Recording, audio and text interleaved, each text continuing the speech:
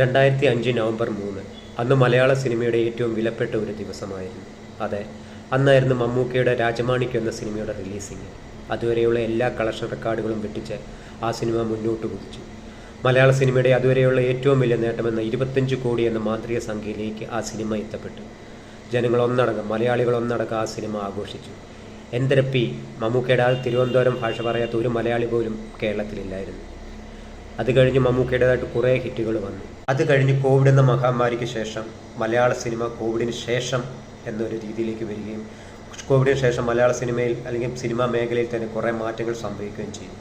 അതിലേറ്റവും വലിയ മാറ്റം എന്നതായിരുന്നു OTTയുടെ കടന്നുവരവായിരുന്നു. OTTയുടെ കടന്നുവരവോടുകൂടി മലയാള സിനിമ അല്ലെങ്കിൽ സിനിമ കാണാൻ ജനങ്ങൾ തിയേറ്ററിലേക്ക് എത്തില്ല എന്ന് പറഞ്ഞ് നടന്നിരുന്ന ഒരു കാലം. പക്ഷേ അതെല്ലാം തെറ്റായിരുന്നു വീണ്ടും തെളിയിക്കുകയായിരുന്നു. അത് കഴിഞ്ഞ് മലയാളികൾ തിയേറ്ററിലെത്തി, കുറേ സിനിമകൾ വന്നു, എല്ലാം നമ്മൾ കൊണ്ടാടി. നിവിൻ പോളി, പൃഥ്വിരാജ് എന്ന് തുടങ്ങി എല്ലാവരും, മോഹൻലാൽ എന്ന് തുടങ്ങി എല്ലാവരും സിനിമകൾ കൊണ്ടാടി.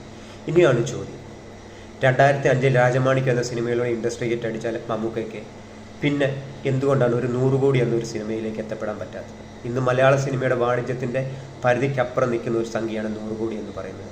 ഏതൊരു നടനും 100 കോടി, അതായത് 100 കോടി നേടാത്ത ഒരു നടൻ ഇല്ല എന്ന രീതിയിൽ നമുക്ക് ഒരു സ്റ്റാർ വാല്യുള്ള ഒരു നടന് 100 കോടി എന്ന നേട്ടത്തിലേക്ക് എത്തുക എന്നത് വളരെ നിസ്സാരമായി മാറുന്ന ഒരു ഇതാണ് ഇപ്പം മലയാള സിനിമയിൽ നടന്നുകൊണ്ടിരിക്കുന്നത്. ലാലേട്ടന് 2, 3, 4, 5 100 കോടിയുണ്ട്. അതുപോലെ പൃഥ്വിരാജ്, ടൊബീനോ, ഫഹദ് ഫാസിൽ. ഇവിടാണ് നമുക്കൊരു ചോദ്യം നിൽക്കുന്നത്. അതുകൊണ്ടാണ് മമ്മൂട്ടിക്ക് 100 കോടി എന്ന മാന്ത്രിക സംഖ്യയിലേക്ക് എത്തപ്പെടാൻ പറ്റാത്തത്. മലയാളത്തിലെ എണ്ണം പറഞ്ഞ സൂപ്പർ സ്റ്റാർ, മലയാളത്തിൻ്റെ നെടുന്തൂൺ എന്ന് പറയാവുന്ന നടൻ മോഹൻലാൽ കഴിഞ്ഞാൽ മമ്മൂട്ടി, മമ്മൂട്ടി കഴിഞ്ഞാൽ മോഹൻലാൽ, ഈ 2 പേരുകൾ ഒപ്പത്തിനൊപ്പം പറയുന്ന മലയാളികൾ. എന്തുകൊണ്ടാണ് എന്നിട്ട് മമ്മൂട്ടിക്ക് ഒരു 100 കോടി എന്ന നേട്ടം ഇപ്പോഴും അച്ചീവ് ചെയ്യാൻ പറ്റാത്തത്? ഇപ്പം മമ്മൂക്കയുടെ പുതിയ സിനിമയായ കളങ്കാവിലും 100 കോടി എത്താൻ ചാൻസ് ഇല്ല എന്നുള്ള രീതി കൂടെ തന്നെയാണ് അതിൻ്റെ കളക്ഷൻ പോകുന്നത്.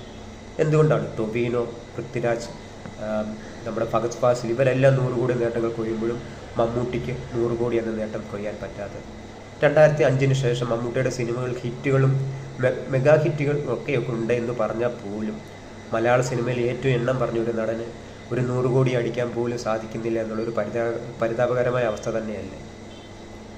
മമ്മൂട്ടിക്ക് ഇപ്പോൾ സൂപ്പർ സ്റ്റാർ എന്നുള്ള ഒരു ടാഗ് മമ്മൂട്ടിക്ക് എത്രത്തോളം അനുയോജ്യമാണ്?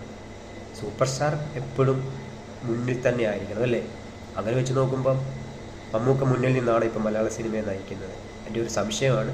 ഞാൻ ചെറുതായി ഒരു വീഡിയോ ഇട്ടെന്നേ ഉള്ളൂ. നിങ്ങൾക്ക് അതിൻ്റെ അകത്ത് കമൻറ്റ് ചെയ്യാം. എൻ്റെ ചോദ്യം ന്യായമാണെങ്കിൽ, ഞാൻ ചോദിച്ചു ന്യായമാണെങ്കിൽ ഒരു ലൈക്ക് ചെയ്യുക, സബ്സ്ക്രൈബ് ചെയ്യാനൊന്ന് ശ്രമിക്കുക. ഇതുപോലെയുള്ള ചോദ്യങ്ങളും കുറേ സിനിമ വിശേഷങ്ങളുമായിട്ടൊക്കെ ആയിരിക്കും ഞാൻ ഈ ചാനലിൽ വരുന്നത്. അപ്പോൾ എന്തായാലും നിങ്ങൾ ഈ വീഡിയോ ഇഷ്ടപ്പെട്ടെങ്കിൽ ഒന്ന് ലൈക്ക് ചെയ്യുക.